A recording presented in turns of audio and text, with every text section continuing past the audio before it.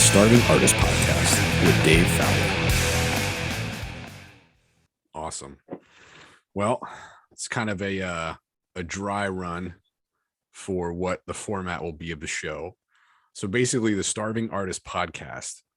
It's, we obviously have been intrigued and interested in podcasts for a long time, way back in the day of Rockers Talk Soccer, recording podcasts in the kitchen of my South Philly row home.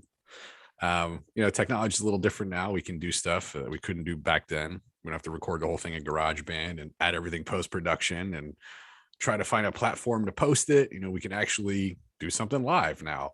So it's fun. But my goal with this show is basically to give talented individuals a platform to share their story. So everybody has a story. And I think that it's, the amount of people that I've met, that you've met, just artists, musicians, chefs, even painters. Art is subjective and it takes a lot of different forms. And there's a lot of super talented people out there that, they love what they do. They might not make money at it. It might not be how they pay their bills, but they don't stop when they keep going with it. Trials and tribulations aside, it's something that they still continue to do. So I feel like it's kind of important for those people to have an outlet and a way to share their stories and to kind of let people in a little bit. So without further ado, I couldn't think of a better first guest than my best friend in the entire world, fucking Paris Kalamaras, live from London, baby. International Man of Mystery. Welcome aboard. Brother. Hello, my brother, my friend. So yeah, man, I've been trying to get you on the podcast for a long time, at least 2 days. I'm glad that we finally got you here. And thank you very much for being the official first guest of, I almost said Rockers Talk Soccer, of the Starving Artist Podcast. Thank you. So thank you for having me. Sure. Obviously, we have a history. We've known each other for a long time. We've been in bands together and everything. But I didn't want to focus too much on that. What I wanted to focus on tonight was a little bit more of just your story. So, I know the story of us in Philly and being broke and sharing cigarettes and not having food, eating rice and beans every day for weeks at a time. But pasta and cigarettes. Pasta and cigarettes. That should have been the name of the album. But I don't know if we ever have. I don't know how many times that you've told kind of your story. So I would say, like, where does your journey begin? At what point do you decide, I want to be a musician? This is how I want to express myself. I want to write music. Well, it started when I was in my early teens with my friends at the time in high school, and some way, somehow, we got really into Metallica. And this was when you were in Greece, right? Yeah, this was in Greece, and we just discovered Metallica. It was me and my 3 friends, and I think we spent close to a year listening to only Metallica, which is crazy. On a cassette tape, right? You had a cassette. Because they were cassettes, because we didn't even know what song was on what album. We would just take the tapes and record either through, the radio or wherever, because, obviously there was no internet back then. So you had like a boombox, basically. Yeah, we had a boombox, or we had the big stereos at home, and we would just put the tape in, and when the radio was on, or we would somehow get the albums, like we would buy the cassette tapes eventually, and we would just listen to them. But then we all were so excited, and one day we were just like, let's choose an instrument to learn. And then I was left with drums. So I'm like, okay, I'm going to play drums. But secretly, I wanted to play drums anyway, because when I listened to one of the songs, right, it was song one, that kind of made me, well, I want to play drums. So that's how it kind of started, everything. And then, it just went from there. That was the first step. Okay. Did you have a band? Did you guys form a band back then?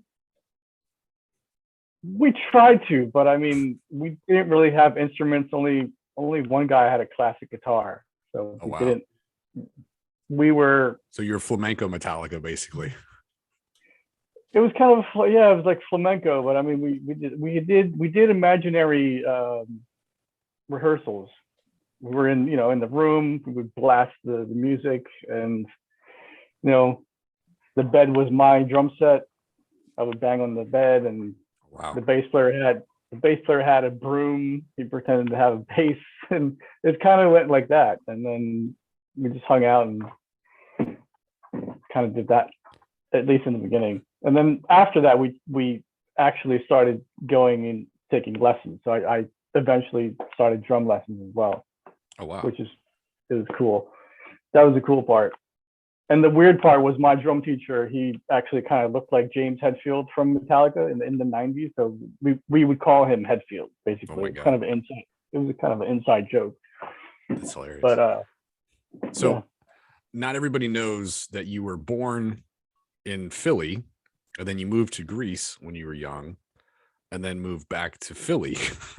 Basically, how old were you when you left Philly for the first time to move to Greece? You were really young. Were you like 3 or 4? So I was born in the States. I lived in the States till I was 10 years old. 10. Okay. 10, and then we moved. My parents didn't want to live in the States anymore, so Yeah.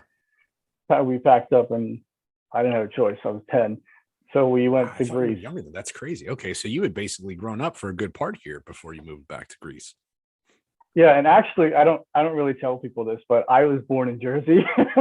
You were born in Jersey. Wow. Okay, I was we're in Jersey. I was born in Voorhees Voorhees. Township, Okay. Camden County. Yeah, but I mean, it was only because my parents knew the doctor that was Right. working there. Otherwise, it would have been Philly. But other than that, with that little exception, I live in Philly. Right. But you lived, I mean, your parents' house was in North Philly. It's not like this was in the burbs. Like you were in North Philly. Yeah, it was kind of in the border of like north and northeast. Okay. Yeah. Yeah. So you were in like what, 3rd grade, 2nd or 3rd grade when you moved? About that, yeah. Wow, that's crazy. Yeah. I didn't realize that you were old. I thought you were younger. That's tough. So you left everything here, and then you went back to Greece and kind of had to start over again. And you were kind of, I mean, you were old enough at that point to know, to feel bad about leaving friends, I guess. If you're young and you move somewhere, it sucks for a minute, but it's not like you've had lifelong friendship with someone because you're 3 years old. But 10, I mean, you've been friends with people for a long time, and you've got a way of life, and then you move, uproot everything, go to Greece, and kind of start over again. New culture, new language. And the worst part is you don't have a choice at that age. It's not like, no, I'm staying. It's not like you finish high school and saying, I'm going to stay. You don't have a choice. That's tough. So, now, were you guys moving, when you moved to Greece, were you moving back to where your parents were from, or was it a new spot for everybody?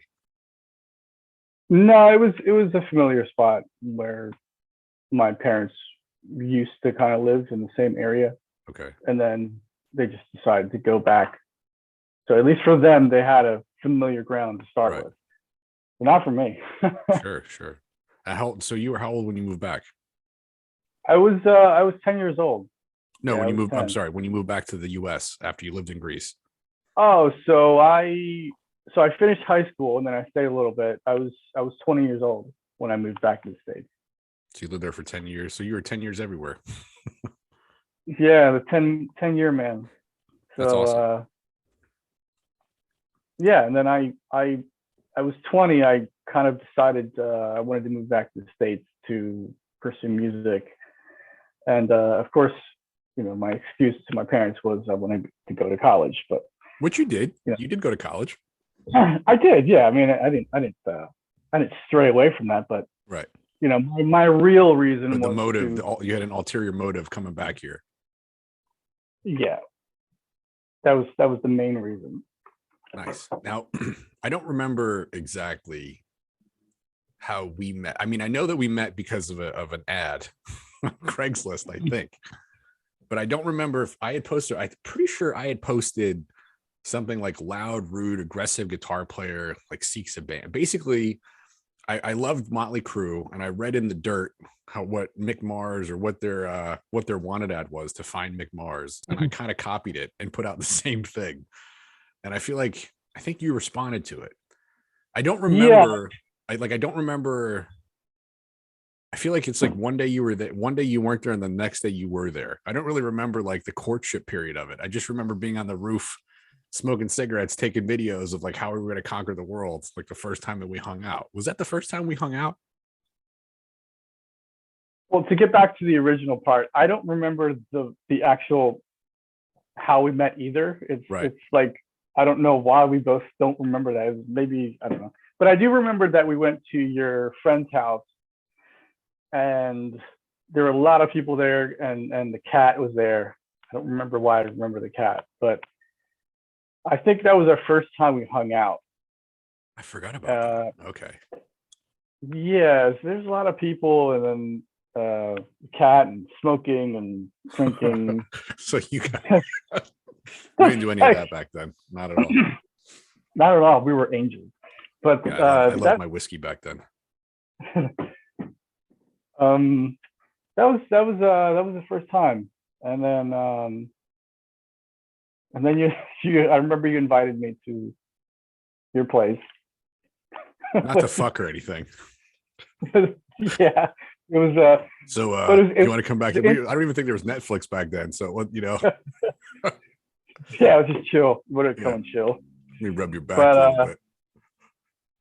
Yeah, and then was that the first time when I came over and it was it was Sean? Me and Sean almost got into a fist fight. Yeah, that probably would have been the first. That sounds about right.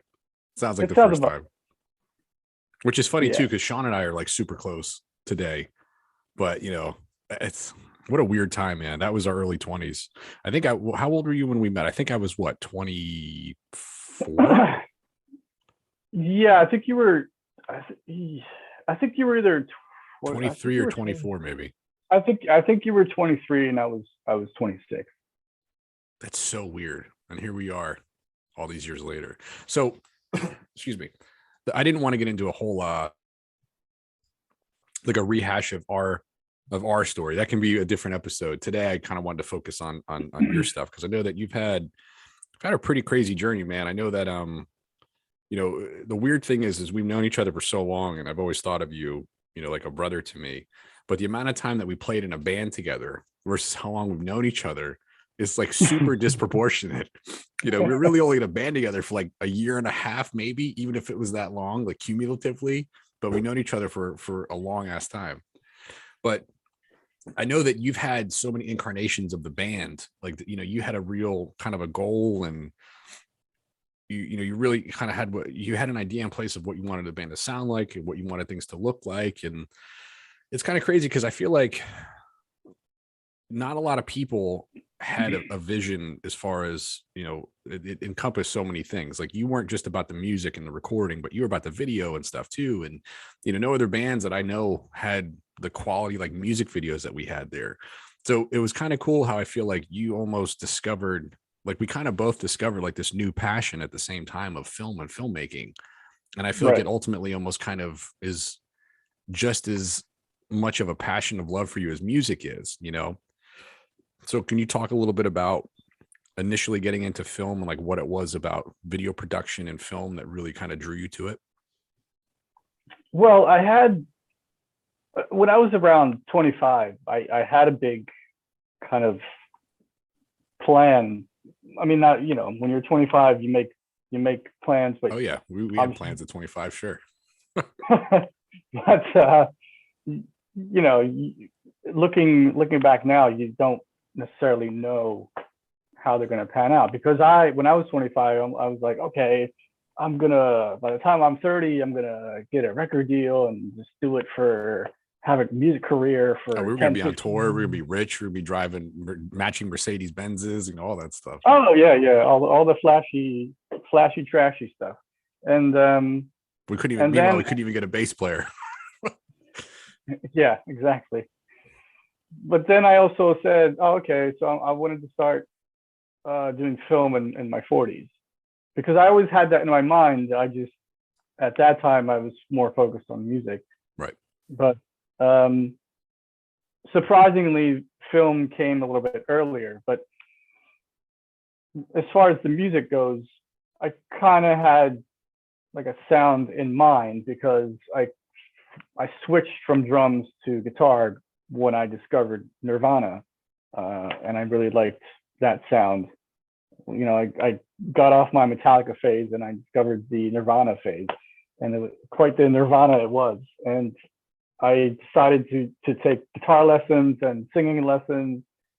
And so at that time, after when I was done in a period of time that I was comfortable, that I knew enough to play guitar and make songs, then I wanted to make a band that could write songs and sing.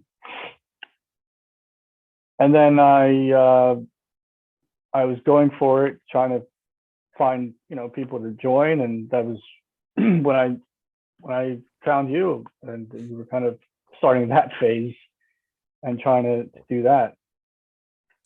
I very vividly remember us outside of Best Buy in South Philly one night when you had, for whatever reason, you had money. You had you had enough money to buy a camera. And I remember we went to Best Buy and we were looking at the Canons. And I was like, man, you got to get this camera. And you're like, I don't know. I'm like, dude, think of all the things we could do with this camera. I basically was like selling you on the idea of getting this camera. And then we went back in, you finally bought it. And then lo and behold, 100 gigs of footage later for some of these music videos. Like, I mean, I don't know. I think it was a lot of fun, just the locations and the different places that we shot. I mean, we did some really cool stuff. I mean, it would have been cool enough for like a documentary or like a short film, let alone a music video. Like, how much did you, when you were getting into when you were envisioning this thing, like you were saying, you had this thought in your head, how much of it was music versus like visual, representation too? Like, were you thinking about just music, or were you thinking about like, okay, this is how we need to look, this is what I want? What was going on there? Well, film started creeping in through time, and I started liking film more and more over time. I had an image as far as not in a film way, but more I knew kind of how marketing wise a band should look like, and a band should act, and a band should be, and so forth. But when film started coming into the mix, I kind of had a more visual kind of representation of the whole thing as far as music and film. And discovering all these places and all these areas that we got to shoot, I spent a lot of time on the producing side rather than on the filming side as well. I kind of had to do everything, but it was a lot of hard work, but it was really exciting to kind of just, are we going to get to film at this area? Are we going to have this guy mix our album? It's just those things. It was, those moments that kind of have that drive that kind of pushes you. But I don't know. I liked both, but I initially started with music, but then, film is more in my life now than music, even though I do both, but I kind of like filming a little bit more than music. It's just, it's its own, they have their own passion, their own thing. But I don't know. Do you feel that one is easier to kind of express yourself in? Like, do you feel it's easier to express yourself via like shooting something and editing it, or writing a song, crafting a melody? That's hard to say. I mean, they both have their own ways of expression. I think like they scratch a different itch, right? Like they kind of scratch each other, but I think film is a little bit more because you have the visual, but you also can have parts of music in it, because it does, a film or any type of motion picture without music, it can't work. So they both go together in a way, complement each other well. Exactly. I do love film a little bit more to express kind of what type of story you're trying to say. That's cool. So I mean, I know now you're obviously living in London. You've been there for a while. You're finally working as in the industry that you want to be in. I mean, what is that like to now kind of do something for a living that you love to do? And what's it like doing something for a living that you love to do that is ultimately totally different than what you thought you'd love to do for a living 10 years ago. Yeah, I mean, the feeling is incredible. I mean, you kind of going through a goal and just hustling and just working really hard towards that goal for a really long time. You know, it depends. For some people, it could be a year. For some people, it could be 10 years. But just finally accomplishing that goal is a feeling you can't almost not be able to describe, because it's such a fulfilling, amazing moment when, say, you get that job or you released, you know, this artwork or whatever it is that someone might do, and artists know that feeling. It's a special feeling that I think you have to be, as far as the artistic side, you have to be kind of that artist to kind of make that, you know, Right. that goal happen. It's just amazing. It's really cool. Is it something you think about, the fact that, you know, 10 years ago, we thought we were going to be rich and famous rock stars, and, you know, I mean, I feel like, you know, obviously we're still involved in music and we're making albums and we're playing and doing that stuff, but it's kind of weird. Like, I mean, I guess I always thought that we wouldn't have any kind of like peace for us 10 years ago would have been being musicians and touring and doing that. And now it's like peace for us is so different. And we do music kind of really just out of love with no real goals or kind of aspirations other than just we like the creative process. You know, like, what's that like for you? Knowing that there's not going to be a tour and there's not going to be a sold out stadium, and, you know, but you still love to do it. Well, I think it depends on the individual as well, because the majority of people, they grow and they evolve. Hopefully. Hopefully, yeah. But I We mean, know there some are people that have it too, though. That's what I was about to say. Some people that we know or we don't know, they just stay where they are, and that's not necessarily good or bad. It's just the majority of people, when they get older, they mature and they discover new things. And, you know, just like myself, even though I wanted to do film, I wasn't into it yet. But Right. now that I am into it, I'm at a happy place. And then, sure, we don't have, you know, the tours and the record releases and so forth. But for me, at least personally, that's completely fine, because I can still make music and release it and still play a few shows here and there or festivals, and Sure. I still have a good time. And, you know, at the end of the day, as long as, you know, people enjoy what I make, that's fine with me. And even if they don't, it's still fine. Do you really give a shit though what people think? Not really. Right. You know, because you have to know that not everybody's going to like your stuff. Right. I feel like, I mean, maybe this is, I kind of struggle with this too. And I was talking to people about it, whether it was art or music for me when I don't even want to say when I was in my 20s, when I was younger, whatever it is. But earlier on in my career, I wrote songs that I thought people would think were cool, or, you know, I would do a painting or do artwork that I would think people would want to see. And I feel like I'm just kind of now at 36 years old, figuring out how I can do stuff that's really just for me. Like, it's not about anybody else. It's really, I'm doing a song because I like the song. I don't give a shit what someone thinks about it. And I feel like for a long time, I couldn't do that. Like, I was too concerned about what other people were going to think about it. So, I mean, when you're doing your songs now, how much of it is someone going to like this? Or how much of it is like, wow, I'm writing the song about, you know, my brother, or something that's like a real serious thing, where it's almost like it's beyond the point of someone giving a shit about it at all. Like, it doesn't matter what someone thinks because it's so just about what you want it to be about. Like, how much of an influence is that for you? Well,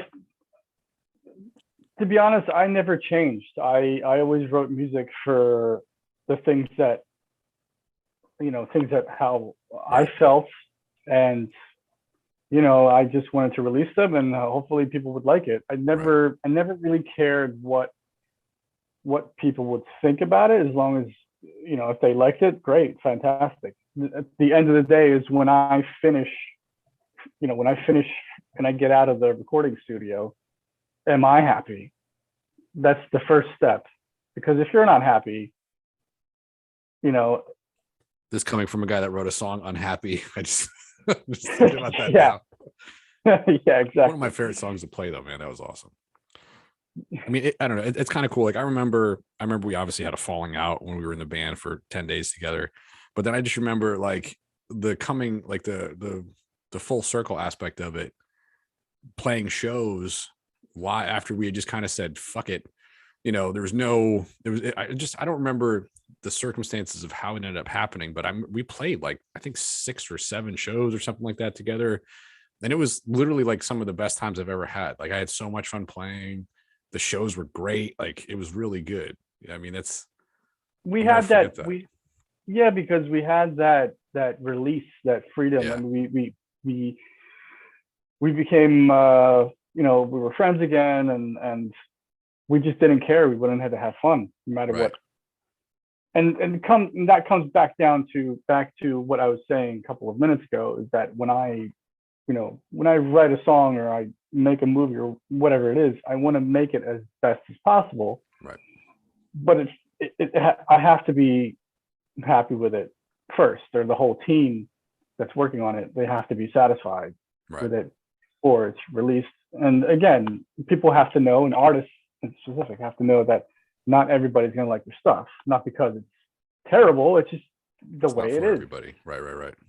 Yeah, I mean, people, it's music, art in general is subjective. So yeah, I feel like that was harder for me though, because I always came from a place of wanting to be accepted. Like I always wanted people to like me, and there were situations that I probably should have let people go from bands I was in, and I didn't, because I wanted people to like me and I wanted to get along.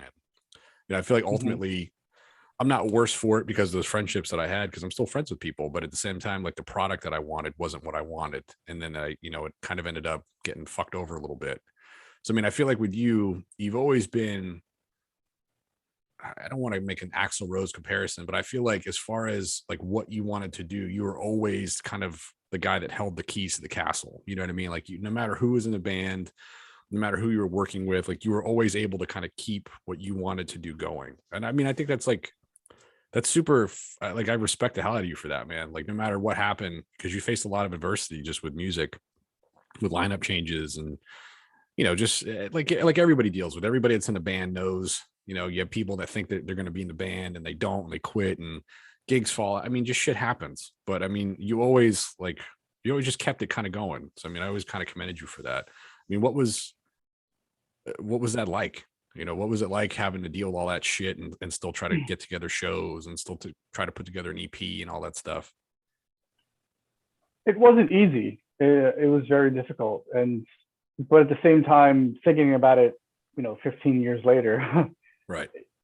I also should have kind of lended the keys to some of the other people as well, because just holding the keys on your own and having your own plan doesn't work unless you're by yourself. When you're working with other people, you have to open up and share. And at that time, I didn't really know how to do that, I guess, or probably didn't want to do that. I just wanted the my way or the highway type of approach. Well, I mean, it's kind of understandable though, when you're like, it's your vision, you know what I mean? Like it's when you have a vision in your head of how it's going to go and what you're going to do. I mean, it's kind of hard to have, an outside perspective of it. It's like, the way that you want to do it. It's also the influence that you have too. Like, for example, when it comes to music, when I, growing up in the 90s, I grew up with 90s rock music. So looking up to, people like Kurt Cobain or Billy Corgan, where they were the singer songwriters and they were the only ones writing the majority of the music. I mean, of course you would get that approach. And I kind of had that direction, whether it was good or bad. That's how I ended up being. And I should have opened up to more opportunities and possibilities to other people and to myself. But at that time I just didn't do it, and I know it now, and it's just I can always do it now, but at least at that time I had that one specific path. And I mean, it worked out. It's just it ended up being a little bit more harder for me. Sure. To kind of to kind of, you know, make it happen and stuff. Right. I mean, you've been working on a solo record for a long time now. Yeah, it's been like 8 years going on 9, but it's almost done. I'm close. I'm close. But I'm really excited with this solo record because it's a different side of me, or should I say it's actually me. It's Right. not kind of sounding like It's not you trying to someone sound like else. anybody else. It's really just like a snapshot of you and where you're at that point in time with that song. Right. It sounds like more like me, however that would sound, with experiences and things that you know, everybody goes through as an artist, and their personal experiences. But this, I'm more excited because it's more how I would express myself musically.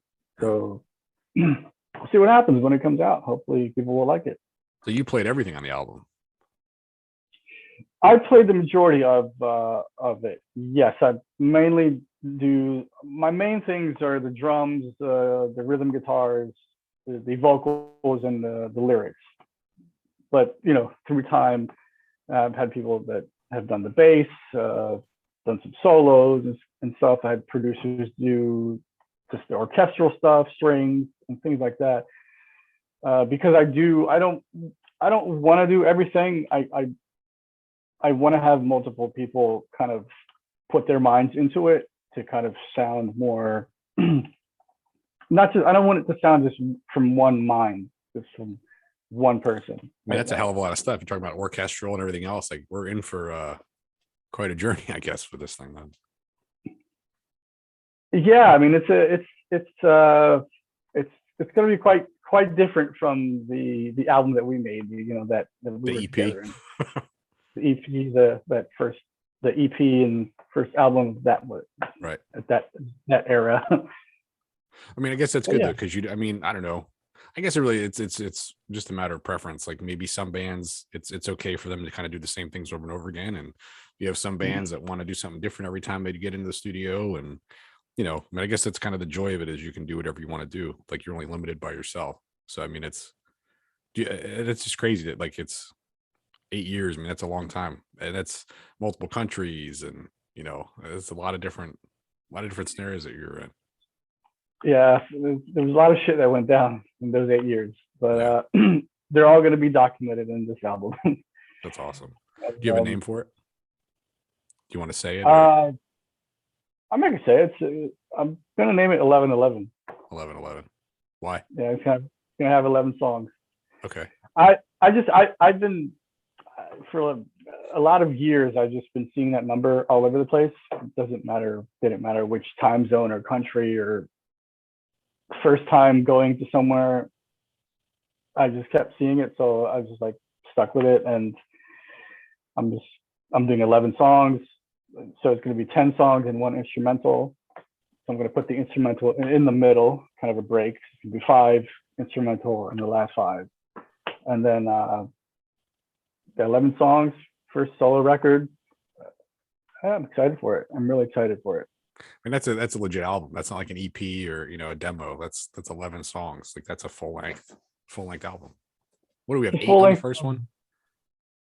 I think it was 10. 10 we had on the first one. Okay. 10, yeah. I'm starting out with 11. And you're doing a documentary too. Yeah, I gathered from those 8 years. I gathered a lot of footage that was shot from the different studios and the live shows and different areas. And it's been almost 1.5 years now since I started this documentary. I started writing it, kind of putting the structure together, and then now I'm in the editing process, just putting the film together. I'm super excited for that. So I think I'm gonna release that first before the album, so people can kind of, if people don't know me, they can kind of get to know me a little bit, and the record, how it was made, why it was made, where it was made, and the multiple studios and all those things that I had to deal with, and to get a better picture of how important this record was for me, and to not give up on it and still do it after 8 years, going on 9 years. So yeah, I'm looking to have hopefully both of them come out this year. So it's gonna be yet, though, huh? Not yet. Still recording the albums, doing a lot of last touches and things like that, and also working on the documentary as well. So kind of on the latter stages, but we're still early in the new year. So hopefully mid to end of this year, I'll have both of them out. So, I mean, when you're spending 8 years on something, that's a long fucking time.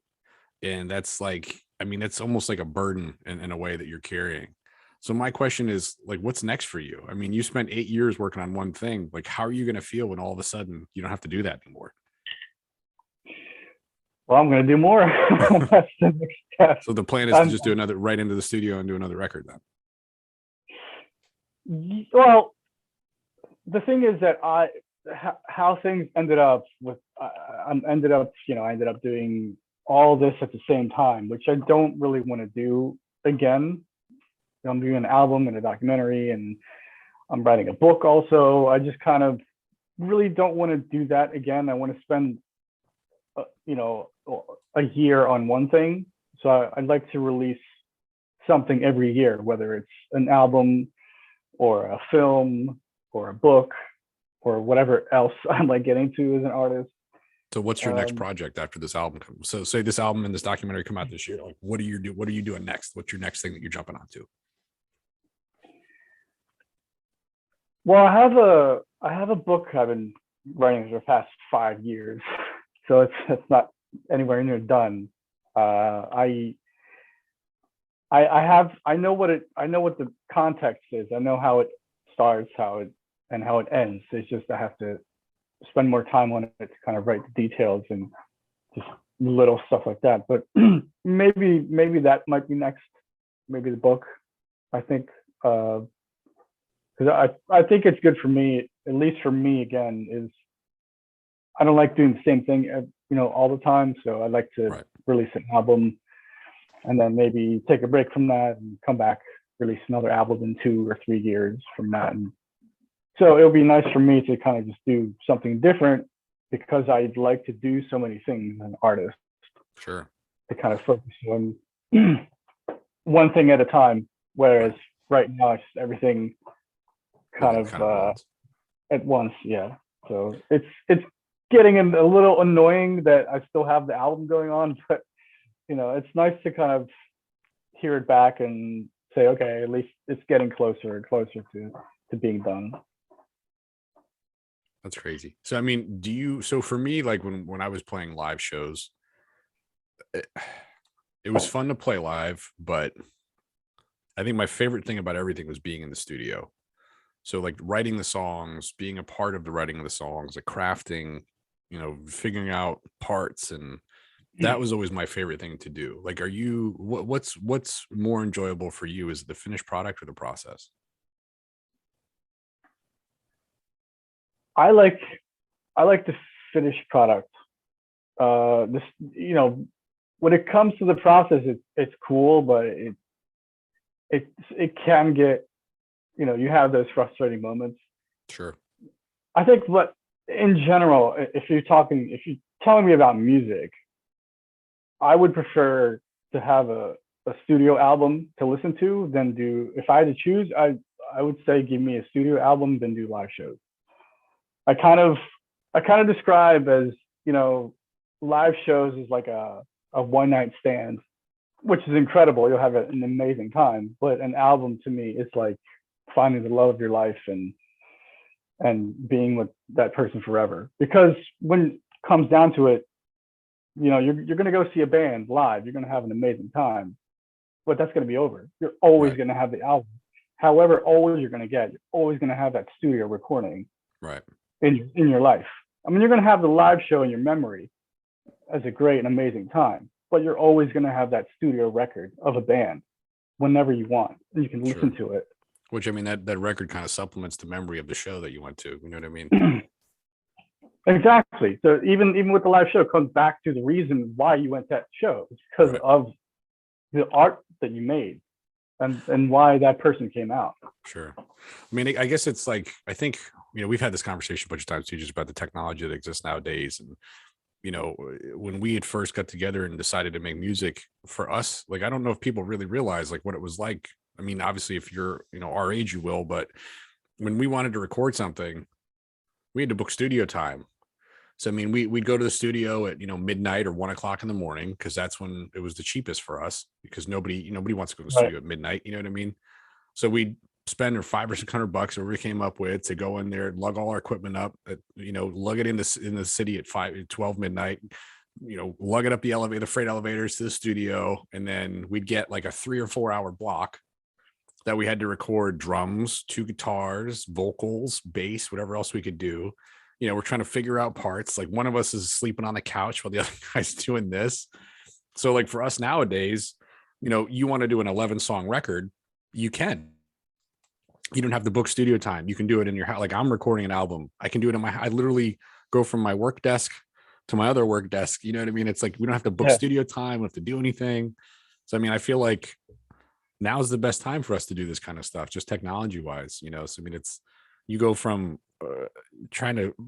recording was a bitch. It was such a pain in the ass to do, and then you got like people like hurry up, come on. You got maybe 1 or 2 takes of stuff. Oh, it wasn't that good. Oh, fuck it, it's fine, we'll fix, we'll figure it out, whatever it is. But now it's like you can have orchestral parts and multiple producers and all this other stuff. It's crazy what a difference it is. Yeah, it's amazing. And I'm and you can be in touch with people even in the industry.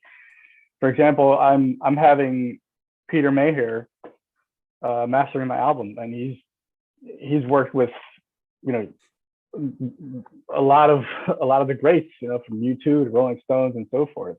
But that's insane. He's really a supporter of unsigned local music, so he gives different rates to unsigned artists rather to for a label. So it's pretty good company incredible to kind of throw your name into, though. It's pretty incredible. Yeah, I don't even remember how I got in touch with him. I think I just emailed him. You've always been good like that, though. You've always been good at getting the location, getting the gig, getting the contact. That's always been like your knack, whether it's the venue or, the locations that we shot at. Like, how the hell did we get this spot? Like, I don't know. I just reached out to the guy. I just messaged the guy. It was, I don't know. It's kind of that Dude, we've been in some pretty cool studios together. What was the studio that we recorded the last time that we recorded together? Where was that studio? That was the same studio that I think didn't Yoko Ono mix, or one of them mixed. Oh my God! Now that I have to think about the name, Double Fantasy was mixed in that studio, wasn't it? Studio 4. Studio 4. In Philly. Yeah. Yeah, a lot of. I remember seeing a picture of Yoko Ono sitting at the same board I was sitting at in that studio. Yeah, I mean, that's a well-known studio. A lot of well-known artists that we know had recorded there, and we were there. And we were there fucking around. Yeah, but I mean, I do have footage of that. We will see a little bit of that in the documentary. It was a great studio, yeah, and great company and great recording. And I think that, at least for me, that was my first time being in an actual professional studio. It's like, what is all this? Like, all these wires. I just remember how big the board was. The board was insane. It was insane. The whole room it was incredible. I thought I was like, Aerosmith or something. It felt so like cool. Yeah. It was really cool. Well, what do you want people to know about you, man? Like, when you introduce yourself, if you're in charge of, like, someone, I just met you. Like, what do you do, man? Like, what drives you? How do I explain you? How do I define you? I don't know how to answer that. I mean, are you like, I'm Paris, I'm a musician, or I'm Paris, I'm a filmmaker? Like, what do you like? What drives you? Like, what is it that you want people to know about you? I guess at this point of my existence, I'd say filmmaker, because I think I put music second at this point. Not that it's better or worse. It's just film is natural evolution or progression, rather. Yeah, film. I love film so much. I love I love doing film so much, and telling a story through motion picture is just a different level of an expression than music. I love music as well, or otherwise I wouldn't be spending 8 years making an album. Yeah, I mean, I don't know, man. I feel like with music though, it's like obviously I'm in a different situation, but I'm in kind of a similar situation because I have fucking songs from 100 years ago too that I'm just ready to be done Yeah, with, so I can exactly. totally get it. Where you're just ready to be done with something, you're ready to move on to the next thing, but it's not done yet. You know what I mean? Like it's not where it needs to be yet. Because for me, some of the recordings I have, it's like if I died today, I'd be really pissed off if those are the only recordings of those songs that I have. You know what I mean? So it's like the driving force of like, I have to get this. I don't want to fucking play this song anymore. I don't want to play this song live. I don't want anything to do with this song anymore, but I can't stop until I know that it's at least recorded the way I want it to be recorded, So it's almost like a blessing and a curse. So, I mean, I know you have a lot of songs like that too. And like, there's new songs on there. Like, I don't know, man. It's just, that's tough. It's tough to carry that stuff for that long. It's yeah, it's you have to be really patient to wanting to still do that. But I mean, if you have a goal, you know, no matter how long it takes, you're going to make it happen if you want it to. Right. So little by little, just making it happen. It's going to get there at some point. It's just like Little by little.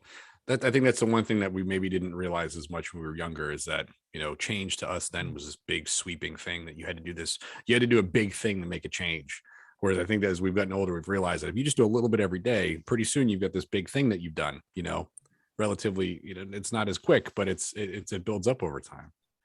Consistency is everything. If you do a little bit every day, or if you have a plan, if you do something every week, as long as you do Right. something, at a specific time each time, it's going to come out eventually. Sure. It's going to happen. Even if you do it little by little, at some point you're like, oh shit, it's done. Holy shit, I took so long, and then you realize that it's, oh my god, I'm finished. What the fuck am I going to do now? Yeah.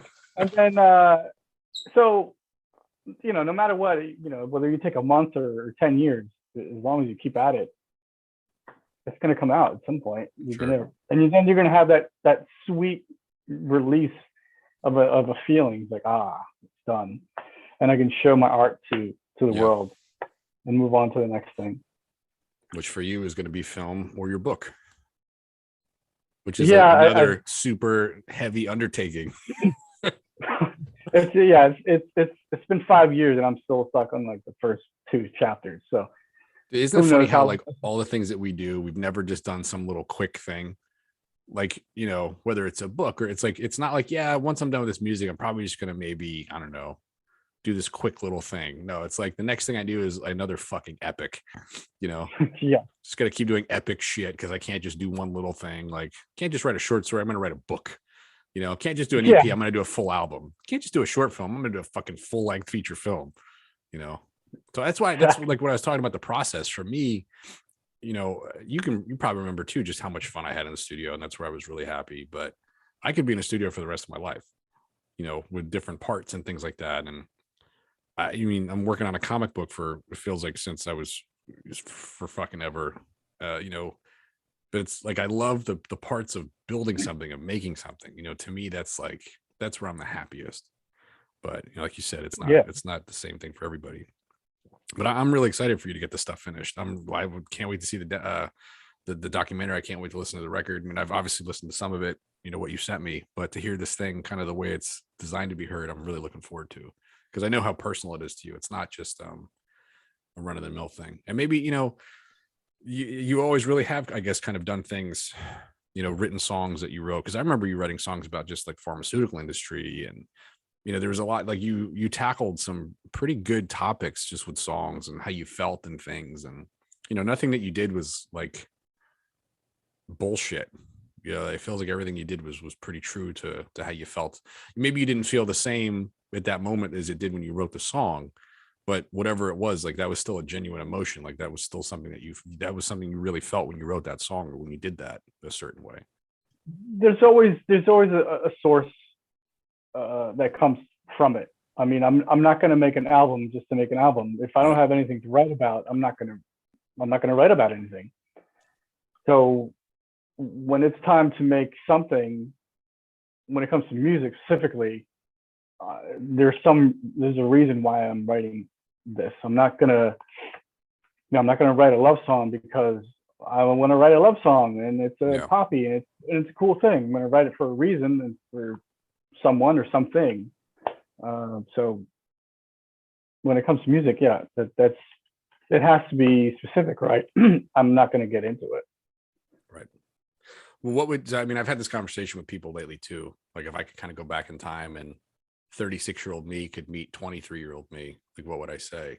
So, I mean, if 26-year-old Paris could go back in time and meet, or, if 36-year-old Paris could go back in time and meet 26-year-old Paris, like what would you say? If we could go back in time right now and we could see us standing on that rooftop, taking pictures, smoking cigarettes, thinking we're fucking coolest guys in the world, what would you say to that guy? I would say, I guess what I said a little bit earlier is I wish I was not kind of stuck into that one path that I had in mind. I wish there was more opportunities that I would open up myself up and kind of have a more of a team thing. I mean, obviously I would start that project and I still want to kind of be, I don't want to say in charge, but I just wish I could have the mindset of opening up more. Do you have regrets? Regrets? No, I never have regrets. I mean, I've made mistakes and I learn from the mistakes. People make mistakes all the time, but I never have regrets. I never have regrets. Otherwise, it would be hard to live if you have regrets. So I don't have any regrets. Any regrets, when it comes to regrets, I don't have them. I have mistakes that I made and I just keep them in the past and I learn from them and try to better myself for the present and the future. That's all. It's good words of wisdom. It's good rule. It's a good rule to live by. Trying to have regrets. It's not easy for everybody though. I mean, I don't know if I have regrets, but there's definitely things like you said, you could kind of wish you go back and do differently, but. Yeah, true. I mean, you could have, well, hindsight's 20/20, you know what I mean? It always is. So, well, not for me. I was blind because I was 4 years old, but yeah, I know what you mean. Yeah. So, well, you've come a long way, man. You're finally now getting this album done, getting this documentary done, working on your book. Those are things to be proud of. You really should be proud of yourself. Well, I'm proud of you too, because you're doing so many things as well. I mean, you're doing your album again. You have your comic book. You have art in a gallery. That's insane. That's amazing. That's crazy. You're probably doing other things I don't even know. That's like, how does this guy find time? And he has family and kids, and But it's kind of weird how like our careers have tracked very similarly, though. Even from like getting jobs to pursue. Yeah. Like, I mean, this is the other thing too that people might not realize. Like, we talked about you getting a job in film and you're working in the industry now, but it's not like you worked at an industry like you had years of experience there. I mean, you were an extra in a couple of movies, but you had to fucking teach yourself how to do all this. Like, I had the MacBook Pro. We started editing on that. You know what I mean? Like, that's how it started. It started on a MacBook Pro in the kitchen. Yeah. Of a South Philly row home. Like, I had to show you how to cut and how to split and do all that stuff, and only because I had learned it like the day before, you know what I mean? So like, it took a lot of time to not only pursue, like, I don't know if people really can appreciate like wanting to do something, but having to teach yourself how to do it to get where you want to be. Like, everybody wants to be a musician, and obviously not everybody, but a lot of people, they want to be musicians, they want to play an instrument, they want to do this, but how many people sit in a room and play guitar for 6 hours a day or 7 hours a day? You know what I mean? Like, you've spent so much time learning how to be an editor, how to be a filmmaker, how to work with different, like, we started doing shit on iMovie, like, which was, we thought we were doing stuff because we were using iMovie, which like my 6-year-olds can use iMovie. You know what I mean? Then you start getting like the Final Cut Pros and the Premieres and, the software and stuff. Like, you literally had to teach yourself every single thing, to get that job. So, I mean, like, yes, you have a job in that field, but it can't be understated that like you literally had to teach yourself an entire skill set to even get a job in that field. I started actually in the, what is it? Windows something, window Movie maker, Maker. movie maker. That's what I started. And I Wow. made the shitty video. And then I jumped to iMovie. Yeah, I Windows feel like, Movie didn't you do Maker. the Preston and Steve video in Movie Maker? That's my, I think that's the first Oh one I my ever God, I did. remember that. It's the first thing I ever did on my own. And yeah, that was crazy. I mean, That's it's cool. Dude, I remember it's cool. literally, we worked at the flea market together, you know. So Paris and I, we worked at a flea market together. I'm not going to mention a name, but we were fucking, whoever decided to give us the keys to that place was out of their mind. But we literally like spent so much time just filming everything, taking photo. I have thousands of photos of you, lighters, like literally everything and anything that was around us. We were obsessed, man. We were filming or taking pictures all the time. We were We would filming film. each other filming. We were I was taking yeah, pictures I of was each other filming. taking pictures. You know what I mean? I was Like, filming you. I was filming you having breakfast. I mean, who yeah. does that? But But we were, that dude, was I was doing short films about me having breakfast, like going to fucking IHOP. You know what I mean? Like, we oh were yeah, really, we were putting you stuff would just together. you would just film yourself going to like the pancake Yeah. store or whatever, Literally the, driving. yeah, But I mean, that's that was the beginning. But that's that's the reason sure. why I got the camera, because I worked the second job at the flea market Right. and I had the money to get it. So I worked two jobs at the time. But that's the reason why I was at the flea market, so I could get that camera, because I Yeah. wanted to get into filmmaking. So it takes a lot of work and a lot of patience and a lot of willpower to do something in general. Yeah. We spent a lot of So time, man, like in the shit, you know, like being super broke, not having money for food, but still trying to chase a dream. And it's so weird, like where we are now versus where we were then. And I mean, like we were literally standing on a roof. I know I mentioned a couple times, like smoking cigarettes, talking about, you know, we're going to tour and we're going to do this. And, you know, now I'm married with kids and you're living in fucking London. Like it's our lives are nowhere at all where we ever expected they were going to be, but we're still kicking ass. You know, it's like, we're still doing the things that we love to do. We still find time. And this is the first time in both of our lives, I think, that we've had jobs that we enjoyed doing. You know, like how many years did we spend working jobs that we hated and still trying to make time to pursue those things that we loved? Like this is the first time that we're really actually the job that we're you know, the 9 to 5 that we have to make the money that we need to do stuff. This is the first time for either of us, almost at 40 for both of us, that we're actually doing something that we enjoy doing for a living. You know, like we worked at the shit places and dealt with the shit hours and the shit commutes. And, you know, we've really done a lot of stuff that's just sucked, you know, but we never stopped. Like we've always still kind of done it. You know, like for me, film was difficult because I loved film. You know, I still do, but I had to do it for a living, and doing these mindless fucking videos day in and day out, it just sapped all like that creative energy that I had to film, you know? So I kind of just didn't really do anything for a while. And then now I've started to get back into a little bit. And, you know, I mean, it's tough to kind of just keep something that you love going, you know, and I feel like you've always been able to do that. Like you've always been able to keep doing something and, you know, kind of keep the ball rolling a little bit.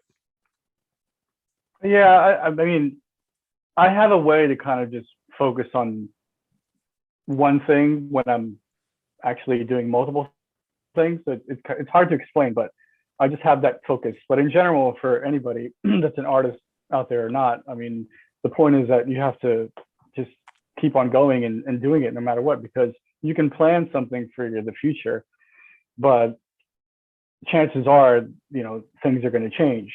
So if things change in your life, are you going to still pursue what you want to do? That's one of the main things. Is That's a huge thing, how, man. That's a huge it's thing what you how just said. it's like how passionate are you? But that you will see how passionate you are with something if that situation comes. Right. That's the thing, and then you'll actually know if it was actually the thing that you wanted to do. Maybe it was a phase, because people get into things that they don't know if it's something that they want to do. They might think it's something that they want to pursue at the time, but then they realize, oh, this is not for me. So bottom line is to kind of, know what you actually want to do, and are you doing it? Are you working on it? Because if you're not, then maybe it's something that you didn't want to do in the first place. But yeah, at least for me, like I had things in my life that happened, but at the same time, I never give up on what I wanted to do. I still wanted to do this album. I still want to do filmmaking. I still want to make my book, and whoever else knows what else I want to do in the future.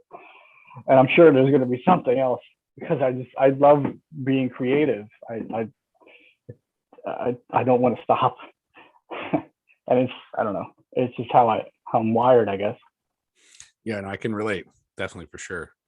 Which is, that's a big part of why I want to do this podcast, just because I feel like not everybody has a story, but not everybody knows the story. And you can see someone's video, or you can listen to someone's song, you can see someone's painting, but you don't necessarily know like what went into that, and what they went through, and what they had to go through, and still work on what they, try to hone their skills to get that to that point. You hear someone's song, you just listen to what they said, and you critique like maybe the production choices they made, but you don't know like the amount of times that you had to drive fucking 100 miles to a gig. You know what I mean? Like, you don't know all the stuff that person had to go through to even get to the point that they recorded that. And I think that's like the main focus behind why I wanted to kind of start a podcast. Again, it's just to try to give someone a platform and maybe kind of give a little bit more backstory, because it's always nice to have the finished product, like you said. But for me, as a process guy, like, I want to know the process. I want to know, the ins and outs. The end result is great.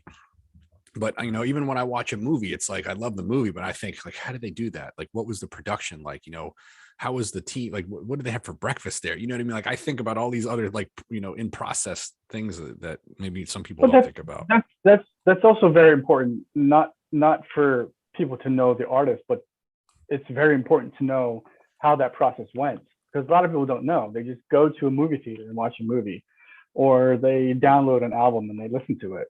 And, they might interpret, for example, lyrics of the song their own way, but to the artist, it could mean something completely different.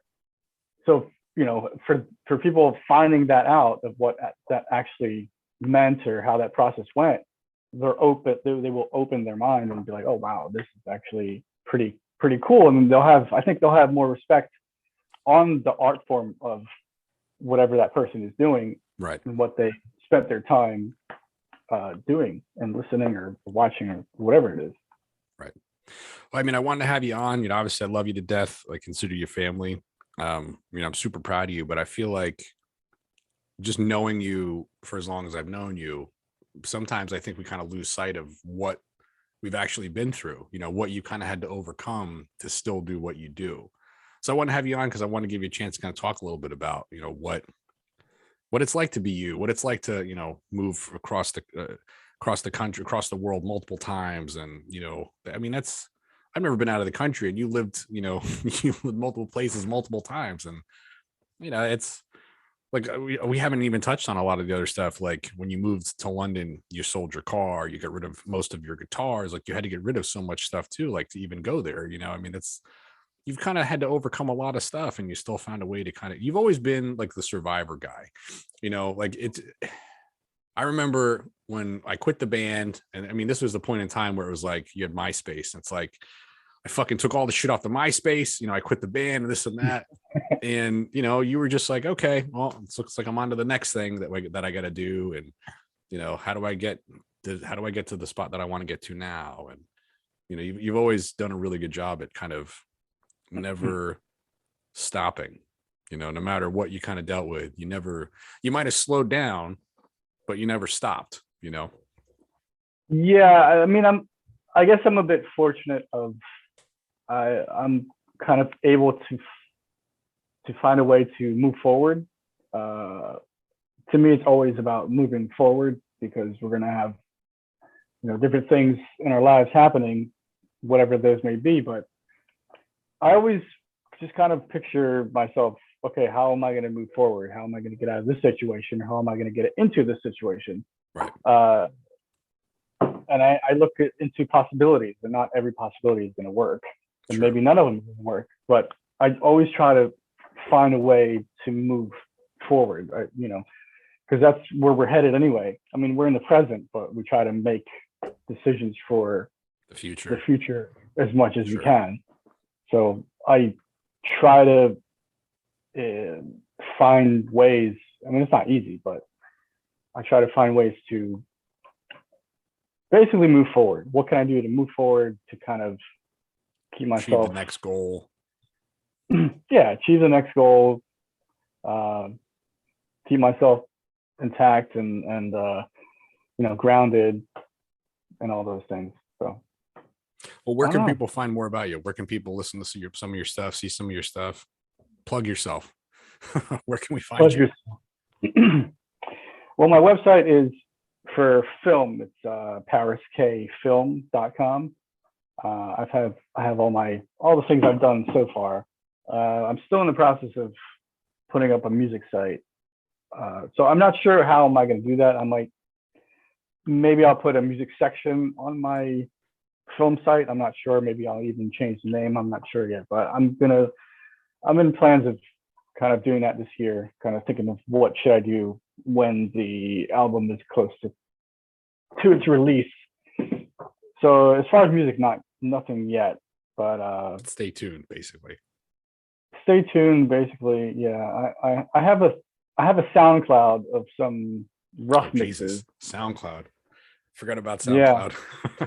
What is that? I mean, yeah, SoundCloud. I think it's SoundCloud.com and then /X, the Paris X. So there's some rough mixes there, but nice. They pretty much don't sound the same as they do now. They sound way more developed now, as far as mixes goes. But yeah. Well, I really appreciate you coming on for being the inaugural episode. Hopefully people get a chance to kind of, you know, understand a little bit more and kind of appreciate where you come from. Yeah, man. Thank you for having me. I mean, we talk anyways almost every day. So. Yeah, you know, it's just kind of recorded it this time. So it just it's video monitored at this point. Yeah. But yeah, thank you for having me, and this is awesome. And thank you. I love you. I love you, man. We'll have you on again soon for sure. Oh, that would be great. That'd be awesome. We talk more about stuff. Yeah, cool. Well, ladies and gentlemen, appreciate you hanging out with us. You know, it's the first one. Honored to have you here for the first one. Check us out online. Do all that fun stuff. We'll post the links in the description of the video too. But yeah, man, this was the Starving Artist podcast. I sound like a drunk fool. The Starving Artist podcast. The R's, they fuck with me every time. But we'll catch you next time. The Starving Artist podcast with Dave Fowler.